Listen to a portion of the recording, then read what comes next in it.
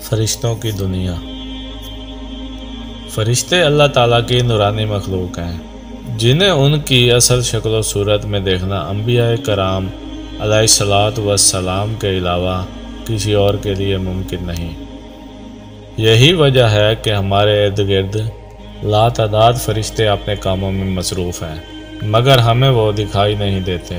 اگر وہ انسانی شکل اختیار کر کے ہمارے سامنے آئیں تو پھر انہیں دیکھنا ممکن ہے۔ انسان کی نسبت فرشتے عظیم مخلوق ہیں، اور ان میں بھی چھوٹے ہیں اور بعض بڑے ہیں۔ فرشتوں کے پر۔ فرشتوں میں بعض کے 2 پر ہیں اور بعض کے 600 پر ہیں۔ قرآن کریم میں ارشاد پاک ہے کہ اللہ تعالیٰ ہی کے لیے تمام تعریفیں ہیں، جو آسمان اور زمین کا پیدا کرنے والا ہے، اور 2 3 4 پروں والے فرشتوں کا اپنا قاصد پیغمبر بنانے والا ہے۔ بعض روایات کے مطابق جبرائیل امین علیہ السلام کے 600 پر دیکھے گئے ہیں، اور ہر پر نے آسمان کو گھیر رکھا تھا۔ ان کے پروں سے مختلف رنگ اور قیمتی موتی بکھر رہے تھے۔ فرشتوں کی قد و قامت۔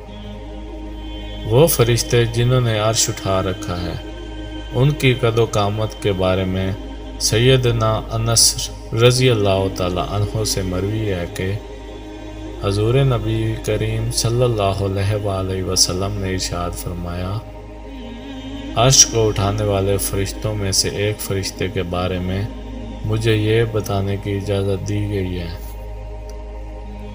جس کے پاؤں سب سے نچلی 7ویں آسمان میں ہے اور اس کے کندھوں پر عرش ہے۔ اس کے دونوں کانوں اور کندھوں کے درمیان اتنی دوری ہے کہ اسے طے کرنے کے لیے پرندے کو 700 سال کی پرواز چاہیے۔ وہ فرشتہ کہتا ہے، یا اللہ تو پاک ہے جہاں بھی ہے اور جہاں بھی ہو۔ فرشتوں کی ضروریات۔ اللہ تعالیٰ نے فرشتوں میں شادی بیاہ کی حاجت نہیں رکھی، اس طرح انہیں کھانے پینے سے بھی بے نیاز کر دیا ہے۔ اس کی وضاحت قرآن مجید میں مذکور سیدنا ابراہیم علیہ السلام کے اس واقعے سے ہوتی ہے، جس میں ہے کہ ابراہیم علیہ السلام کے پاس فرشتے آئے تو آپ علیہ السلام ان کے لیے فوراً گوشت لے کر آئے، مگر انہوں نے اسے تناول نہیں کیا۔ اللہ تعالیٰ نے فرشتوں کو بیماری، سستی، کاہلی، دکھ، تکلیف، تھکاوٹ اور اکتاہٹ وغیرہ سے محفوظ رکھا ہے۔ وہ دن رات فقط اللہ کی اطاعت میں اپنے کاموں میں مصروف رہتے ہیں۔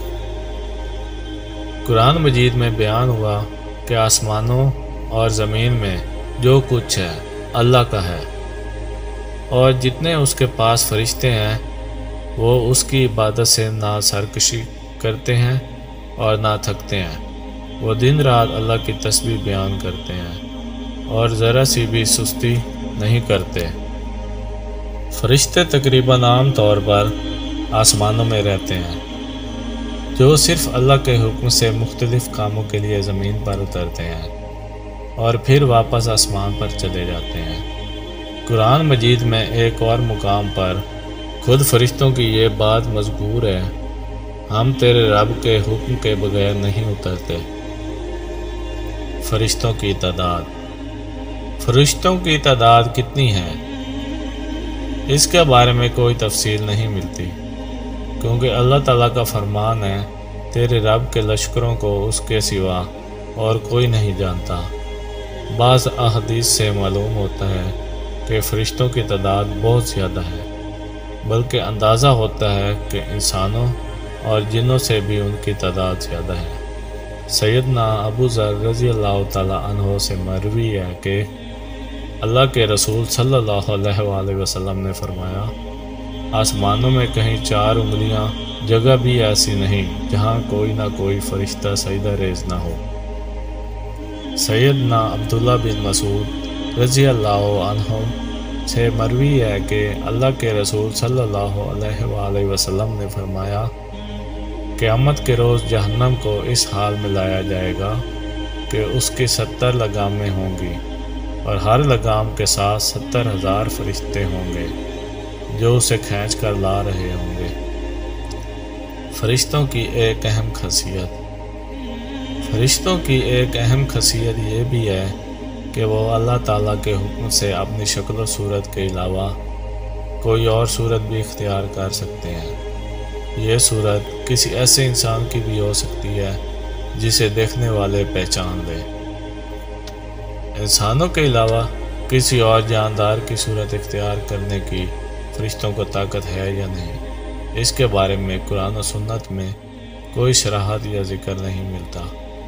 البتہ ان کی انسانی شکل اختیار کرنے کے واقعات ضرور ملتے ہیں، جن سے یہ اندازہ ہوتا ہے کہ فرشتے اللہ تعالیٰ کے حکم سے دیگر شکلیں بھی اختیار کر سکتے ہیں۔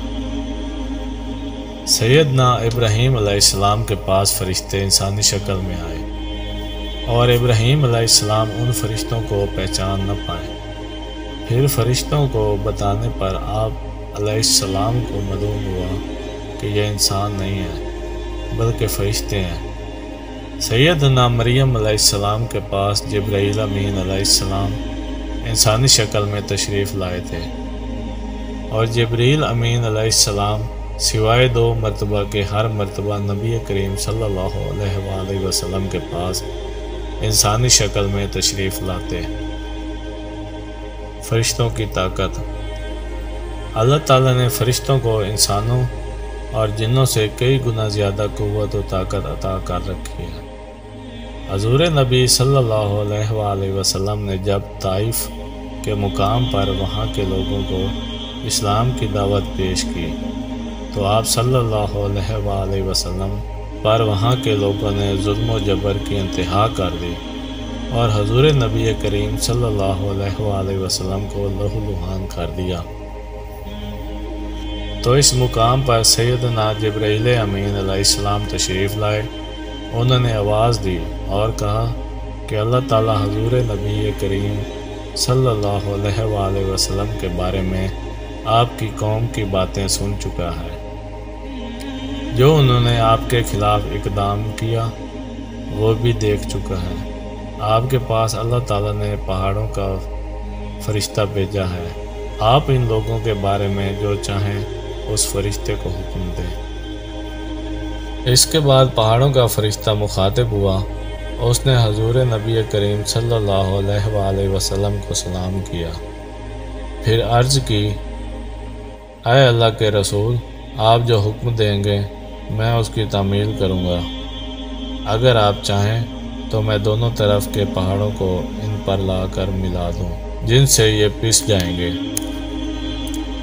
اس طرح جبرائیل امین علیہ السلام کی قوت و طاقت کے بارے میں قرآن مجید میں ہے۔ انہیں حضور نبی کریم صلی اللہ علیہ وآلہ وسلم کو زبردست طاقت والے فرشتے نے سکھایا ہے جو زور آور ہے۔ فرشتوں کا نظم و ضبط۔ فرشتے اپنے ہر کام میں نظم و ضبط کی پابندی کرتے ہیں، جس میں کسی قسم کی کمی بیشی یا سستی اور کاہلی وغیرہ کا مظاہرہ نہیں کرتے۔ جن فرشتوں کی جب اور جہاں ڈیوٹی شروع ہوتی ہے وہ اس وقت وہاں پہنچ جاتے ہیں اور اسے ایسے طریقے سے سر انجام دیتے ہیں۔ فرشتوں کی موت۔ جس طرح انسانوں کی پیدائش اور موت کے مختلف مراحل ہوتے ہیں، فرشتوں کے لیے یہ مراحل نہیں ہیں، یعنی دنیا میں نئے انسان پیدا ہوتے ہیں اور پہلے موجود انسان فوت ہوتے رہتے ہیں۔ لیکن اس کے برعکس جب اللہ تعالیٰ نے فرشتوں کو پیدا کیا ہے تب سے وہ زندہ ہے اور قیامت قائم ہونے تک جب تک اللہ پاک چاہیں گے وہ زندہ رہیں گے۔ تب تک اللہ تعالیٰ کی طرف سے انہیں جو ذمہ داریاں دی گئی ہیں انہیں ایسے طریقے سے وہ پورا کرتے رہیں گے۔ لیکن جب قیامت آئے گی تو یہ فرشتے بھی موت سے دوچار ہوں گے۔ پھر ایک ایسا وقت آئے گا جب کائنات میں اللہ تعالیٰ کے علاوہ کوئی چیز زندہ نہ رہے گی۔ اس صورتحال کو قرآن مجید میں اس طرح بیان کیا گیا ہے، زمین پر جو ہیں سب فنا ہونے والے ہیں، صرف تیرے رب کی ذات جو عظمت اور عزت والی ہے وہی باقی رہ جائے گی۔ اس طرح ایک اور مقام پر ارشاد ہوا، کہ ہر نفس کو مرنا ہے۔